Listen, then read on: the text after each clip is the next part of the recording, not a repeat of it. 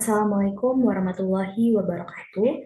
Perkenalkan, saya Noviana dengan NIM C1C0238089, mahasiswa program studi S1 Akuntansi Fakultas Ekonomi dan Bisnis Universitas Jambi. Yang terhormat, Bapak Dr. Wirnia Eka Putra SE MSI dan Bapak Dr. Primadi Prasetyo MSAK, selaku dosen pengampu mata kuliah akuntansi syariah. Pada video kali ini, saya akan presentasikan materi mengenai akad mudharabah. Baik, langsung saja kita masuk ke pembahasan pertama, yaitu latar belakang.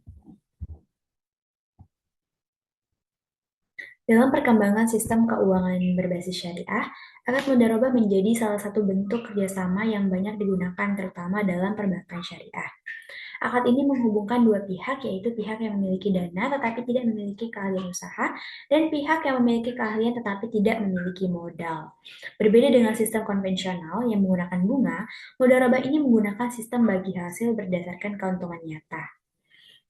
Hal ini membuat sistem lebih adil karena keuntungan dibagi sesuai hasil usaha bukan ditentukan di awal seperti bunga. Nah, dari latar belakang ini kita masuk ke pengertian mudharabah. Mudharabah adalah akad kerjasama antara pemilik dana atau sahibul mal dan pengelola dana atau mudharib. Dalam akad ini, pemilik dana menyediakan seluruh modal, sedangkan pengelola menjalankan usaha. Keuntungan dibagi sesuai kesepakatan di awal, sedangkan kerugian ditanggung oleh pemilik dana selama tidak ada kelalaian. Nah, hal yang paling penting dalam akad ini adalah kepercayaan, karena pemilik dana tidak ikut mengelola usaha tersebut. Selanjutnya, kita lihat jenis-jenis dari akad mudharabah. Selanjutnya, kita lihat jenis-jenis mudharabah. Di sini terdapat 3 jenis dari akad mudharabah. Yang pertama, mudharabah mutalaqah, yaitu pengelola diberi kebebasan penuh. Lalu yang kedua, mudharabah muqayyadah, yaitu pengelola dibatasi oleh pemilik dana. Misalnya, dalam jenis usaha. Yang ketiga, mudharabah musyarakah, yaitu pengelola ikut menanamkan modal. Perbedaan ini menunjukkan bahwa tingkat kontrol dalam kerjasama bisa berbeda-beda. Selanjutnya kita bahas dasar syariahnya. Secara syariah, akad mudharabah ini hukumnya boleh atau jais berdasarkan ijma ulama. Akad ini juga dipraktikkan sejak zaman Rasulullah dalam kegiatan perdagangan. Hal ini menunjukkan bahwa mudharabah ini memiliki dasar yang kuat dalam Islam.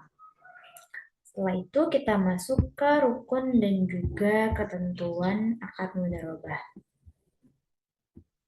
Nah, rukun dari mudharabah terdiri dari pelaku, objek, ijab kabul, dan hisab keuntungan. Sedangkan ketentuannya itu pelaku harus cakap hukum, lalu modal harus jelas dan bukan utang, lalu pengelola tidak boleh diintervensi, dan pembagian keuntungan harus disepakati di awal. Ini penting agar kerjasama ini berjalan dengan jelas dan juga adil. Selanjutnya yaitu berakhirnya akad mudharabah. Akad mudharabah ini dapat berakhir apabila jangka waktu ini selesai, salah satu pihak mengundurkan diri, salah satu pihak meninggal dunia, pengelola tidak amanah, atau modal juga sudah habis. Setelah itu juga ada prinsip bagi hasil.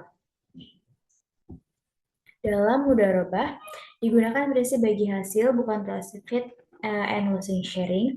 Artinya yang dibagi hanya keuntungan, sedangkan kerugian ditanggung pemilik dana. Pembagian keuntungan ini harus berdasarkan hasil yang nyata, tidak boleh menggunakan perkiraan dan sesuai dengan kesepakatan. Ini untuk menjaga keadilan dan juga transparansi. Selanjutnya yaitu perlakuan akuntansi. Dalam PSAK 105, pencatatan dibagi menjadi dua.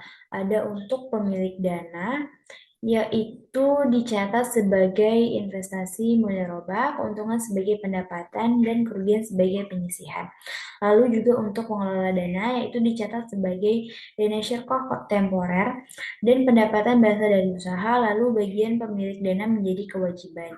Jadi pencatatan ini menyesuaikan dengan peran masing-masing pihak. Nah, agar jelas kita lihat ilustrasinya. Pada bagian ini ditampilkan contoh pencatatan akuntansi dalam akad mudharabah. Misalnya saat pemilik dana menyerahkan modal dalam bentuk kas, maka akan dicatat sebagai investasi mudharabah oleh pemilik dana dan sebagai dana syirko temporer oleh pengelola. Jika usaha ini menghasilkan keuntungan, maka pengelola mencatat pendapatan usaha, kemudian membagi hasil sesuai nisbah, lalu bagian untuk pemilik dana dicatat sebagai kewajiban.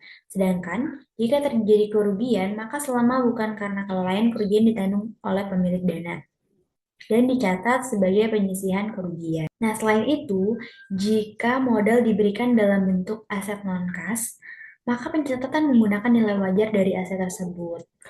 Itu sebagai berikut. Nah, melalui ilustrasi ini kita bisa memahami bahwa setiap transaksi dalam mudharabah ini memiliki pencatatan yang jelas sesuai dengan PSAK 105.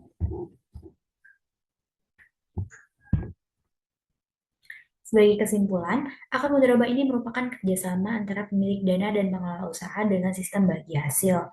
Keuntungan dibagi sesuai kesepakatan, sedangkan kerugian ditanggung oleh pemilik dana selama tidak ada kelalaian. Akad ini mencerminkan nilai keadilan, kerjasama, dan kepercayaan dalam ekonomi Islam. Selain itu, perlakuan akuntansi ini juga telah diatur dalam PSAK 105. Demikianlah presentasi yang dapat saya sampaikan. Mohon maaf apabila terdapat kekurangan. Saya ucapkan terima kasih. Semoga apa yang telah saya sampaikan dapat bermanfaat bagi kita semua. Saya akhiri. Wassalamualaikum warahmatullahi wabarakatuh.